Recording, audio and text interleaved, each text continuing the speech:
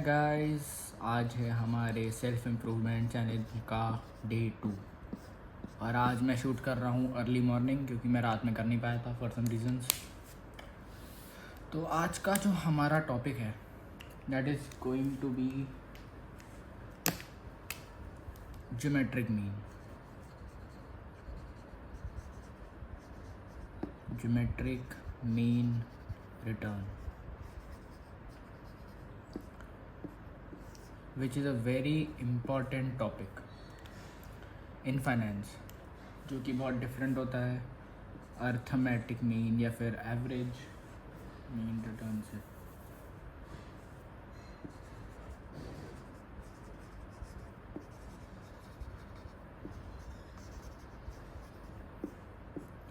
ये दोनों बहुत अलग अलग हैं।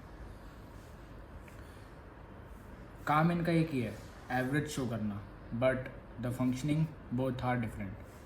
आज हम लोग फोकस करेंगे ज्योमेट्रिक मीन रिटर्न पे, क्योंकि एवरेज मीन रिटर्न तो आपको सब पता ही है। मैंने पिछली वीडियो में इसकी लिमिटेशन भी बताई थी। जो ज्योमेट्रिक मीन रिटर्न की एडवांटेजेस हैं कि वो कंपाउंडिंग शो करता है इसमें और चेंजेस ज़्यादा आ सकते हैं, वो सारी उसकी लिमिटेशन आप मान सकते हैं। तो ज्योमेट्रिक मीन रिटर्न का बेसिक फॉर्मूला है 1 प्लस रिटर्न रेट अपॉन 100, जितना भी टाइम्स होगा, जितने भी साल का हमें दे रखा है, और इनको सबको हमें करना है मल्टीप्लाई, और फिर 1 अपॉन एन का जितना अभी टाइम के लिए आपको दे रखा है -1। फिर उसको हर रेट में कन्वर्ट करने के लिए इंटू 100 कर देते हैं, पर वो आपको सब पता ही है। तो बेसिकली इसमें हम +1 इसलिए करते हैं ताकि जो हमारा, ऐसा तो है नहीं कि हमारा पोर्टफोलियो हमेशा पॉजिटिव ही चलेगा, बहुत बार नेगेटिव भी जाता है, इसलिए हम लोग 1 लेते हैं ताकि हमारी नेगेटिव पावर से कोई हमें प्रॉब्लम ना हो, क्योंकि हम यहाँ पे रूट करेंगे। अंडरस्टूड? अब मैं आपको बताता हूँ एक एग्जांपल के थ्रू कि कैसे जो हमारा ज्योमेट्रिक मीन रिटर्न है it is better than average mean return, और कैसे हमें मिसलीड किया जा सकता है by various fund manager of mutual funds कि हमारा रिटर्न इतना इतना है, हमने इतना इतना साल का इतना रिटर्न दिया है। ओके, सो उसके लिए एक एग्जांपल लेते हैं हम लोग। 6 ईयर का एग्जांपल ले रहे हैं। जो हमारा टाइम है 6 ईयर्स, और हमारे रिटर्न्स हैं 40% -30%, 40%, again -30%, 40%, and the last is -30। बहुत सीरीज़ बन गई। अच्छा रिटर्न है 40 पर, ये माइनस फिगर्स भी हैं। सो 1 2 3 4 5 6। ओके, सो अगर हम इसका एवरेज मीन निकालते हैं, एवरेज मीन निकालते हैं रिटर्न, तो हमें कुछ नहीं करना, हमें बस इन सब फिगर को प्लस कर देना है। 40 plus -30 plus 40 plus -30 plus 40 plus -30 upon जितने भी नंबर ऑफ ईयर हैं, 1 2 3 4 5 6 साल। तो हमारा जो एवरेज मीन रिटर्न है वो हमारा आ गया 5%। ओके, अब आप कहोगे यार 5% 6 साल में, ठीक है, not good not bad, but अभी मैं आपको दिखाता हूँ कि वो ज्योमेट्रिक मीन हमें ज़्यादा यूज़ करना चाहिए इस चीज़ से। गिव मी सेक। नाउ हम ज्योमेट्रिक मीन रिटर्न, ओके, तो हमारा फॉर्मूला कहता है, मैं थोड़ा सा डायरेक्ट कर रहा हूँ जो कि स्पेस कम है। 1 प्लस, चलो लिख ही देता हूँ, 1 प्लस 0.4 इंटू 1, सेकेंड में नेगेटिव रिटर्न है तो 1 minus 0.3, okay, multiply 1 plus 0.4 multiply 1 minus 0.3 multiply 1 plus 0.4 multiply 1 minus 0.3। इसका होल में अब हम करेंगे 1/6, फिर -1, इसलिए ज़्यादा जगह कम है, और कोई बात नहीं आपको समझाने के लिए। तो फिर अब आ जाएगा 1.4 इंटू 0.7 इंटू 1.4 इंटू 0.7 1.4 0.7 6 -1।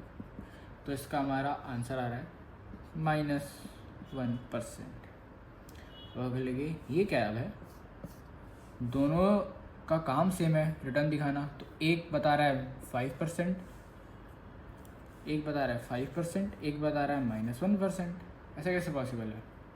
अब मैं आपको बताता हूँ। जो ज्योमेट्रिक मीन रिटर्न है वो कंपाउंडिंग और चेंजेस को भी लेता है। अब एवरेज मीन रिटर्न का मतलब है कि एक ही फिक्स्ड अमाउंट आपका बार बार इन्वेस्ट हो रहा है, पर ज्योमेट्रिक मीन रिटर्न में ऐसा नहीं होता, उसमें चेंजेस और जो कंपाउंडिंग इफेक्ट है वो दोनों आते हैं। तो अगर कोई फंड मैनेजर है, अब अगर वो आपको बोलेगा कि हमारा रिटर्न जो है 5% है, पर आप उससे ये पता करिए कि आप कौन से रिटर्न की बात कर रहे हो, एवरेज मीन रिटर्न या फिर ज्योमेट्रिक मीन रिटर्न से, जो कि कंपाउंडिंग। आप उससे ऐसे पूछ सकते हो कि जो रेट आप हमें बता रहे हो क्या वो कंपाउंडिंग और चेंजेस को इफेक्ट में लेके बता रहे हो या फिर खाली एवरेज रेट बता रहे हो। इससे बहुत मिसलीड कर सकते हैं लोग जिनको इतनी नॉलेज नहीं होती है, जो कि नए नए आए होते हैं। तो अब आपको समझ आ गया, मैं इरेज कर देता हूँ थोड़ा। अब अगर मैं इसको एग्जांपल लेके बताऊँ, बहुत अच्छा एग्जांपल लेके बताता हूँ मैं आपको। हमारा इसमें रेट, एक सेकेंड, एग्जांपल ये है, मैं आपको प्रूफ करता हूँ कि जो 5% है वो गलत है और जो सही है वो -1% लॉस है। एग्जांपल, अगर हमने 10,000 रुपये इन्वेस्ट किए, सेम सिचुएशन है, पहले ईयर में कितना हुआ 40%, ओके। तो आपके 10,000 बन गए 14,000। सेकेंड ईयर में 30% का लॉस है। तो एक सेकेंड, कैलकुलेटर नहीं है मेरे पास,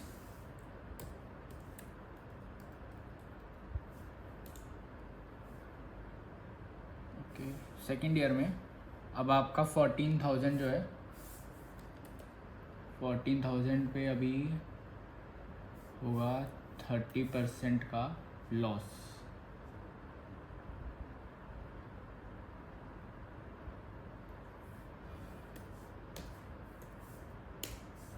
$4,200 का लॉस हो गया। और जब हम 4,200 उसमें से माइनस करेंगे तो आपका बन गया 9,800। ये आपकी कैपिटल है जो कि साल के एंड में आपको मिल रही है कंपाउंडिंग होके। थर्ड ईयर में क्या है, फिर से 40% का गेन है। तो अब 9,800 को हम 0.4 से मल्टीप्लाई करेंगे तो 3920 आपका कैपिटल गेन है। तो आपका इतना कैपिटल बन गया थर्ड ईयर के एंड में। फिर फोर्थ ईयर आया, फोर्थ ईयर में आपका फिर लॉस है 30% का। इतना भी अच्छा पोर्टफोलियो नहीं बनाया है फंड मैनेजर ने, मैं फिर बाद में तारीफ कर रहा था। इसमें आपका 4116 मतलब 4,000 अराउंड 4,100 रुपीज़ आपका फिर से लॉस हो गया। तो हम इसको माइनस करेंगे 13,720। तो आपकी फोर्थ ईयर के एंड में कैपिटल बच गई 9,604। फिफ्थ ईयर आया, इसमें फिर आपका 40% का गेन बता रहा है, 40% का गेन 9,640 9,640 पे हम 40% का गेन है 3,856। आपका 3,856 है, इसमें हम प्लस कर देंगे 9,604। तो आपका फिफ्थ ईयर के एंड में 1,3,4,6,0 आपके कैपिटल होंगे। सिक्स ईयर के एंड में फिर से 30% का लॉस, तो आपका बन गया 40 ठीक है ना। अब आप देखिए, आपने शुरुआत करी थी 10,000 रुपीज़ से, और आपके 6th ईयर के एंड में आते आते कितना बच गया है वो? ऑलमोस्ट लॉस ही आपका। ये बता रहा था, हमारा ज्योमेट्रिक मीन रिटर्न ने बताया था कि आपका 1% का लॉस होगा ऑलमोस्ट एवरी ईयर। वही हुआ है, 6 साल में 600 रुपये अप्रॉक्सीमेट लॉस हुआ है। और आपका एवरेज मीन रिटर्न बता रहा था कि आपका 5% है gain per year, but it is wrong. So now मैंने आपको प्रैक्टिकल एग्जांपल से भी समझा दिया कि how geometric mean return is better than average mean return in every way. और आज का अपडेट, एक और अपडेट देना था कि मैंने फ्लोराइड पे भी काम किया, और फ्लोराइड पे जो हमारा प्रोडक्ट है उसके लिए साइकिल एक्वायर कर ली, ऑलमोस्ट हो गई, बस उस पर काम करना बाकी है। तो अब मैं कुछ दिनों में अपना बिज़नेस भी रिवील करूँगा फ्लोराइड। बस आज के लिए इतना ही। Thank you for watching.